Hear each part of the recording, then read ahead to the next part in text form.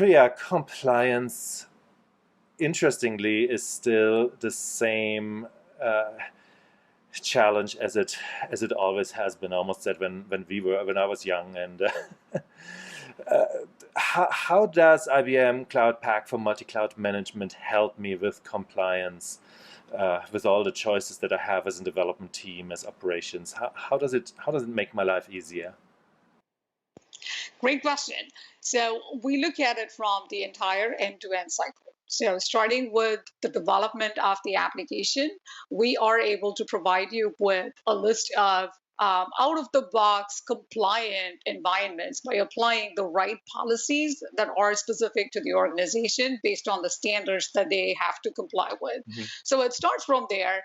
And then from an operations standpoint, with the infusion of AI, they are quickly able to identify the security violations before they even happen, because this is real time, constantly looking at policy violations and alerting and making sure that it recommends the next best action to take care of that security posture. And then from a security CISO officer standpoint, it also we could give from an AI infusion standpoint a list of, hey, here are the policy coverage, here are the gaps in your policy coverage, your compliance posture, and here are the recommendations for policies that you could go after for these particular infrastructure or applications. So we look at it from an end-to-end gamut, and we have out-of-the-box standards with a list of policies as well, whether it's NIST, whether it's CIS, whether it's PCI, HIPAA. We have out-of-the-box list of policies that could be applied against your infrastructure. And Robin, what I like to hear here is that this can be applied across any public cloud platform, right? So the choices I make as a developer are not boxing me in terms of, oh, wow, now I have a gap in my compliance report. Absolutely. So one of the core concepts that we started with this Cloud Pok for multi-cloud management is just that, multi-cloud, right?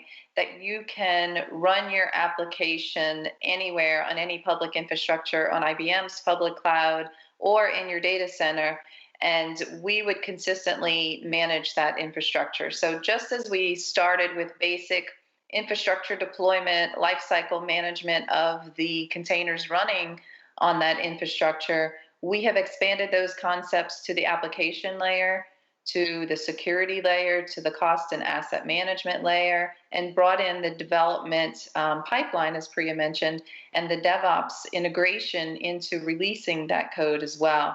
So we really have expanded Cloud Pok for multi-cloud management into many different areas above and beyond the infrastructure and multi-cloud layer. So I'm really getting my PCI audit reports by the push of a button, no matter whether I've been working in Google and AWS and IBM or all the three of them.